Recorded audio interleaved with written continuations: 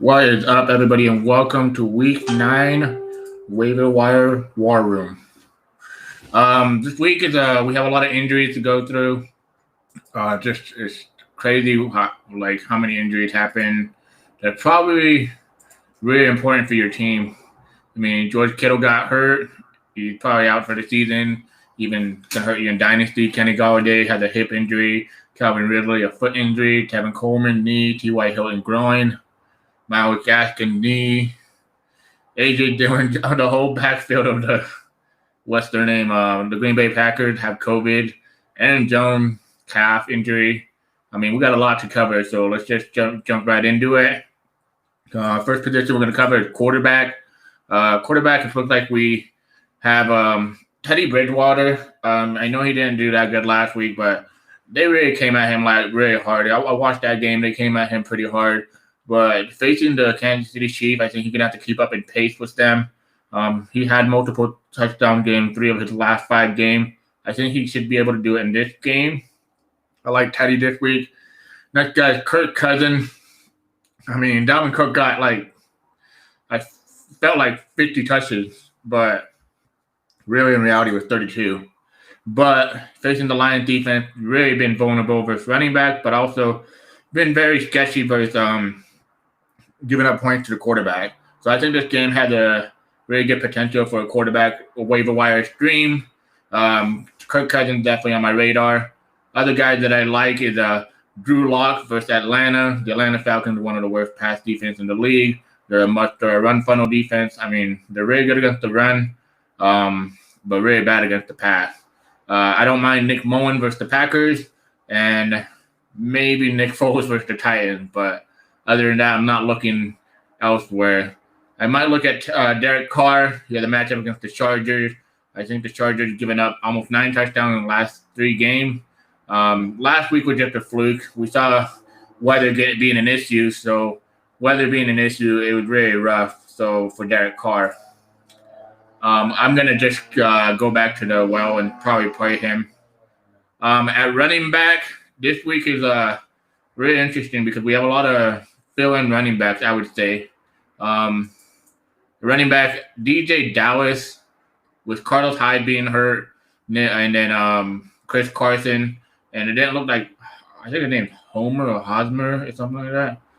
He didn't get much touches, and he was active too. But I definitely like DJ Dallas. You can add him in your league. I would spend like $10 depending on your budget of your waiver wire. If it's a $100 budget, $10 should be able to probably get him. If you're desperate, probably get more. A guy that got dropped is Justin Jackson. If he's available in your league, pick him up because Jackson racked up 142 yards on 20 touches. And it doesn't look like Kelly really in his, like a threat to his playing time. Looks like Kelly, Justin Jackson is really taking over that role. One of the guys, if he's out there, add him, is Zach Moss. I doubt he's out there. If Zach Moss is out there, put in a big budget for him, $20 to $30. You know, you're getting toward the end of the season. If you have money, start blowing it. Not like all of it, but start using these guys to solidify your roster for the playoff. Zach Moss definitely. They both shared the ball with Devin Singletary. I mean, he shared the ball with Devin Singletary 14 times, but I think Moss is the one that really the bell cow there. When is Eckler due back, Matt? Eckler, I own Eckler in one of my leagues. And it's a very important league because he's basically the key to my success. If I get him back, I think my team's a top 3 team. But Eckler should be back by week 11 or 12. It might be. You might have to wait till week 13, but you have to hold on to him. You can't just let him go. I mean, playoffs start usually in week 14 for most leagues.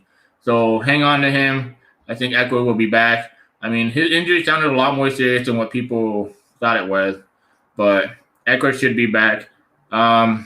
J.K. Dobbin, if he's out there, add him right away. I said J.K. Dobbin is one of the best running backs in this draft, if not behind CEH and Jonathan Taylor. But we saw last week he went over 100 yards on 13 carries, I believe. And I think it was 13 carries, right?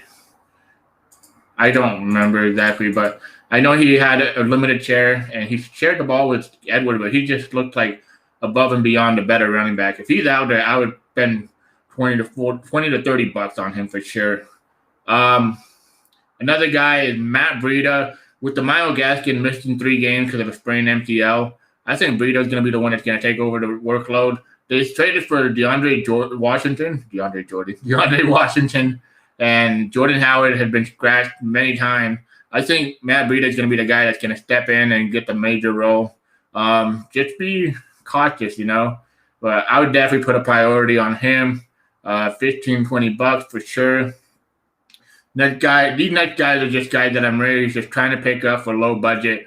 Jermichael Hasty, if he's not added, add him. He did pretty good in his timeshare. Spend $10 to $15. Dexter Williams, I wouldn't spend much, maybe $5. Looks like AJ Dillon tested positive for COVID. And what's his name? Jamal Williams too. So they were high risk. So Dexter Williams is a practice squad guy, but we've seen this guy actually been activated before and get some workload.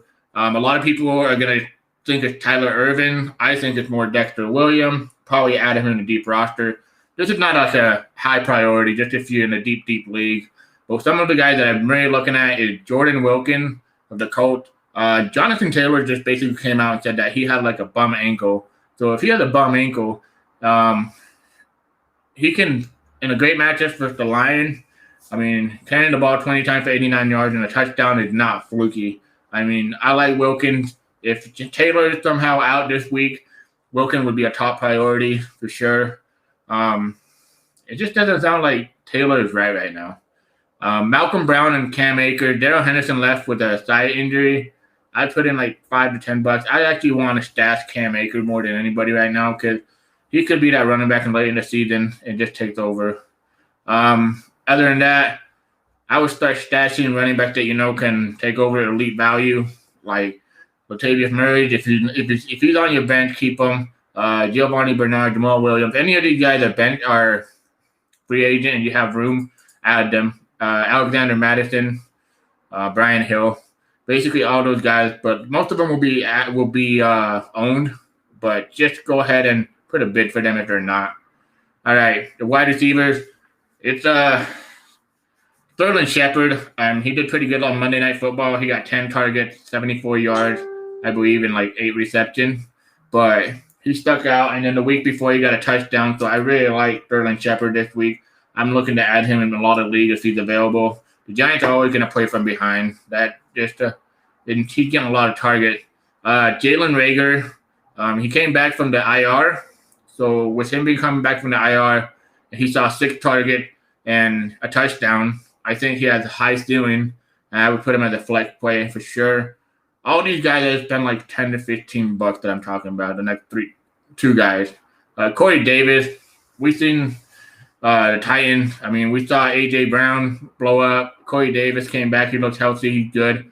He got 10 targets, and this is his 3rd straight game.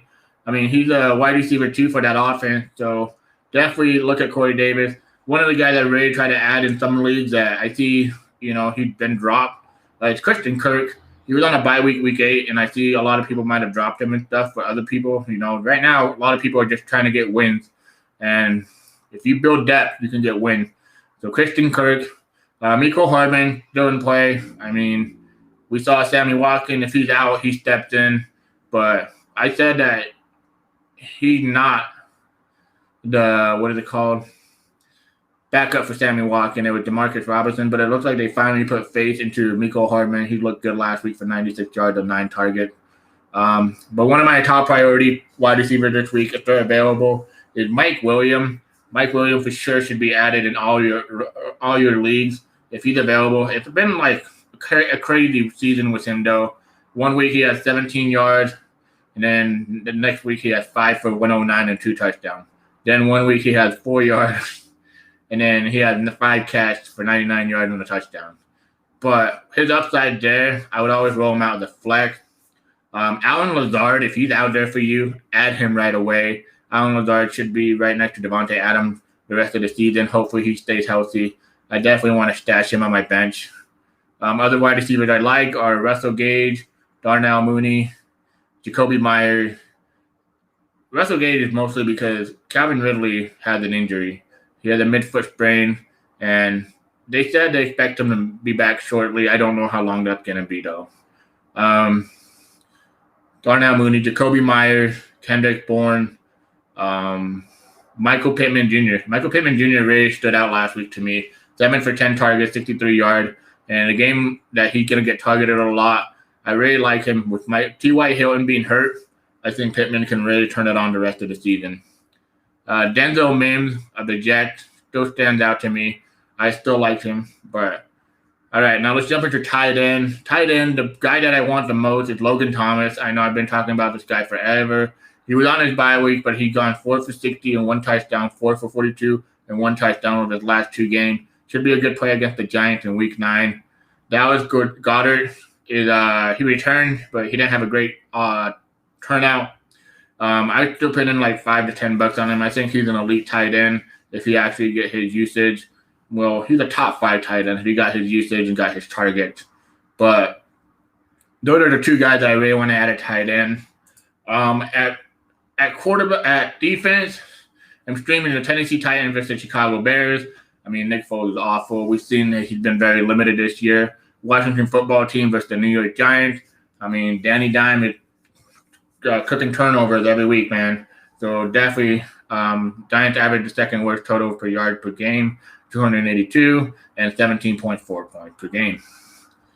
Deep kind of like, streaming defense. It's definitely Arizona Cardinals versus a rookie quarterback and Tua Tagovailoa. The Houston Texans versus the Jacksonville Jaguars facing Jake Luton, a 6th-round pick from Oregon State. Gonna struggle. The Atlanta Falcons versus Drew Locke, the Denver Broncos. I think Drew Locke is overrated, not a good offense, and struggles very mightily. He only averages 185 yards and barely 0.8 touchdown per game, and he always is due for an interception. So definitely want to look at that. And next week, if you're looking forward for a defense, definitely add the Raiders facing the Broncos. Again, Drew Locke is a horrible quarterback. The Eagles facing the Giants, and then the Packers facing the Jaguars at home. But those are the streaming defense. Now, some buy low players I want to buy low. Right now, look at the team, the players that I'm going to mention right now. Look at the team that owns them and see how desperate they are. Maybe they're struggling. Maybe they have, they have no hope. Trying to make the playoff, need depth, but I would go target a team that have Michael Thomas. I know. Why is he a buy low? I mean, he's the number 1 wide receiver, but the rest of the season, he should be good to go. His trade value is probably not the highest, but it should be in mid-range, especially if that team is struggling. Nick Chubb, see what the team owner had. Nick Chubb, I mean, we can see Kareem Hunt. He's not doing as good as people thought he would be. So I like Nick Chubb as a buy low. Deontay Johnson, wow, yeah, he struggled versus the Baltimore Ravens, but in reality, everybody struggles versus the Baltimore Ravens. So I definitely would go target him. I'll buy low on him. Now, this guy, Lamar Jackson, is a buy low. I'm getting a lot of questions about him. I'm still keeping him. I'm still trying to buy him if I don't have him. Maybe the guy that's struggling with Lamar Jackson only getting him his floor, he hasn't reached his ceiling, but I would try to go buy low on Lamar Jackson. Along with Marquise Brown, I mean, I think they're going to start getting more connected. And Marquise Brown went to Twitter and complained like a little girl, so hopefully. But players to sell, I'm trying to sell Jonathan Taylor. I love Taylor, but if I can still get some value out of him, I don't think he's going to be what he is until next year. Hopefully the offense change. Maybe they get a new quarterback and whatnot. But I'm going to jump off the Jonathan Taylor train. Todd Gurley. I've been trying to sell Gurley every week because I don't believe this touchdown pace is going to keep up the whole season. Might as well sell him while he has a high ceiling. High value. Adam Thielen, not feeling him right now. Adam Thielen has been getting he lost a lot of big target share. Justin Jefferson has been great. Earl Smith is getting more involved, and they run the ball a lot. So try to sell him, see what you can get for him. But those are my buy low, sell high guys. If you have any questions, please feel free to reach out to me at the DFS Roundtable on Facebook, or you can reach out to me at the Fantasy G Pod on Twitter. I think this week is very interesting, but make sure you get your priorities up there.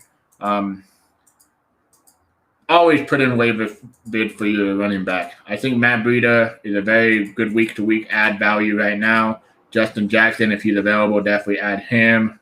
DJ Dallas. And I wouldn't add Jordan Wilkins this week, maybe if you're desperate for a running back stash, because he has a hard matchup versus the Ravens. So don't go all out on him.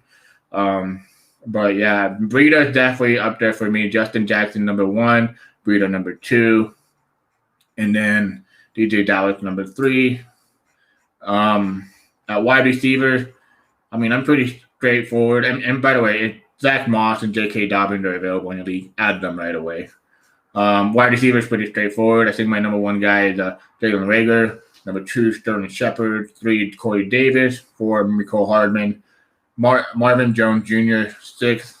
Marvin Jones Jr., number 5, I mean. Marvin Jones Jr. with, what's his name, Kenny Golladay being out could be big. Like, he could be a really good flex play. Mike Williams, if he's available. But, yeah. And then tight end, Logan Thomas is the only guy I'm pretty much targeting, unless Dallas Goedert is out there, too. All right. Well, with that being said, you guys, best of luck this week. Hope you guys kill it on your waiver wires. Until next week, hope you all win your waiver claim. Peace.